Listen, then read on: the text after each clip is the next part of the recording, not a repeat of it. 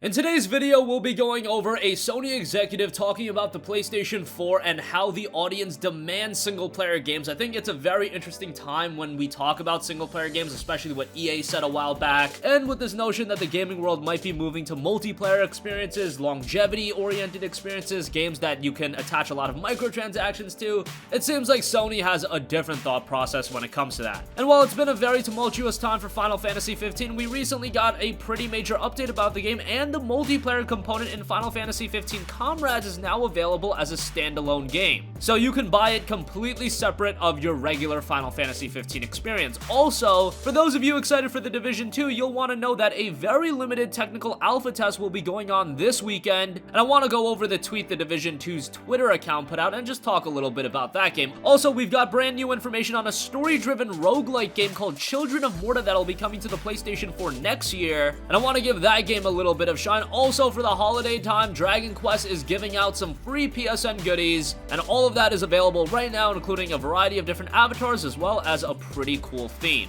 More on that at the end of this video. First, let's talk about what a Sony exec in Warwick Light, the vice president and managing director at Sony Interactive Entertainment Europe. He's been at that position since October of 2016, and Light recapped 2018 on the PlayStation 4 in an interview with MCV UK magazine. While 2018 was indisputably a big year for Fortnite, it was also a year which saw us really act like a publisher and focus on our exclusive titles, whether it was God of War, Spider-Man, Detroit, or VR titles such as Astrobot. Buzzwords are one thing, what our players are demanding is another. There's still a huge audience for games that offer the best single-player narrative with stunning gameplay, as witnessed by the enormous popularity of both Spider-Man and God of War in this year's charts. I was just at the Golden Joysticks. God of War won 5. So definitely interesting in how he acknowledges the demand of single-player experiences, and I think that's one of been the highlights of PlayStation 4 when you look at its game library. It's that immense depth and high-quality single-player games. Quote, the mid-life cycle upgrade of PlayStation 4 to PlayStation 4 Pro is a good example of necessary evolution. In enabling the community to upgrade mid-life cycle, it has allowed our most engaged players an even more immersive experience that complements the latest advancements in TV technology. We found that around 1 in 5 PlayStation 4 sold has been a PlayStation 4 Pro since it launched, and around 40% of these have been from existing players upgrading, so it's definitely having a positive impact on the industry as well as on our players. I really do believe the Pro style of midlife cycle upgrades is going to be a regularity when it comes to console gaming. We saw it with the Xbox One and the Xbox One X, and I do foresee that Nintendo is going to do something similar at some point in the Nintendo Switch's life. I foresee this happening with the PlayStation 5. Not only is it a new product to be released, but it also gives you that extra performance that more enthusiast gamers want. That was a big issue with the PlayStation 3. By the end of its console life cycle, the performance was just dwindling and dwindling with a lot of major games, and that was a big issue for gamers. With something like the PS4 Pro or the Xbox One X, does that completely revitalize the console generation? Does that act as a new generation? Absolutely not, but it does give you that extra power and performance that a subsect of the audience definitely wants, and if they want to pay that extra, hey, I'm sure Sony is okay with making some additional revenue.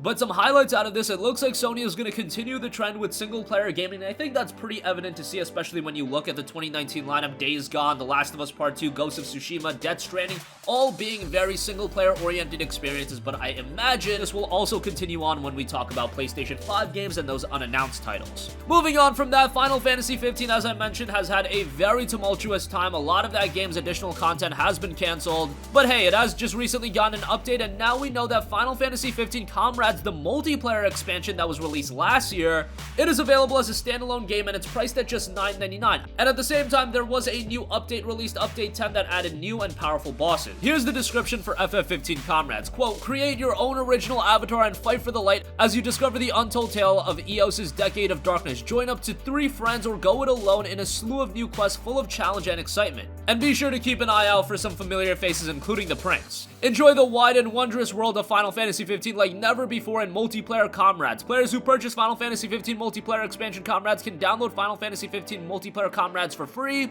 Save data from Final Fantasy 15 multiplayer expansion Comrades can be transferred over, and an Xbox Live PlayStation Plus membership is required to take part in online multiplayer. There was also a launch trailer put out for Comrades, so it looks like Comrades is going to be an experience that Square Enix continues to update, which is good to see. It looks looks like they're not going to completely forget about Final Fantasy 15 as an experience, but we do know a lot of that content that was supposed to come out, Episode Noctis, Episode Luna, those will not be coming to fruition, which is kind of unfortunate, and we do know that the original director of FF15 and Hajime Tabata has left Square Enix, so I would still say overall a very rocky time for Square Enix, but hopefully they can find their footing very soon.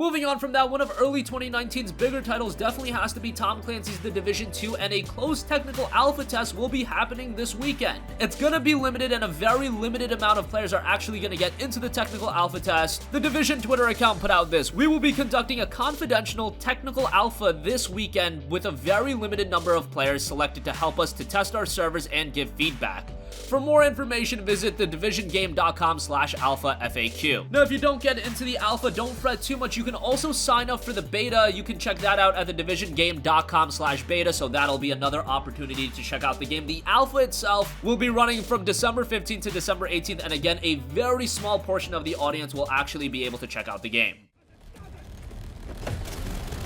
Map of the Hive, nice. Alright, just lay it on him. Again? Drone down. Oh, there goes his armor. Ah! You're on your own. Keep going. Good job. Level up. Level 30. Moving on from that, there is a very interesting title coming to the PlayStation 4 in 2019, and it is called Children of Morta. It's a story-driven roguelike title, and here's the description for the title. Become a member of the Bergson family as you hack and slash your way through endless hordes of enemies in this procedurally generated, narrative-driven roguelike, either alone or cooperatively. Experience not only what it means to be a hero, but to be a part of a family. I have to say that the art style and presentation of this game, very interesting on that regard. If you're a fan of retro games, it's got a great pixel look to it, something reminiscent of, say, Hyper Light Drifter, but the pixel art visuals look fantastic, and this is a title that I think as we get closer to its 2019 release, we don't have an exact release date at this point, it's gonna be a game that more and more people talk about, and it could turn out to be one of the better indie titles of the year. It is being put out by 11-Bit Studio. They've published a lot of great games, and I think Children of Morta could add to their library. So that is yet another game added to the absolutely stacked lineup of games coming in 2019. And with this peculiar family, what runs in their blood is a distinct taste for adventure.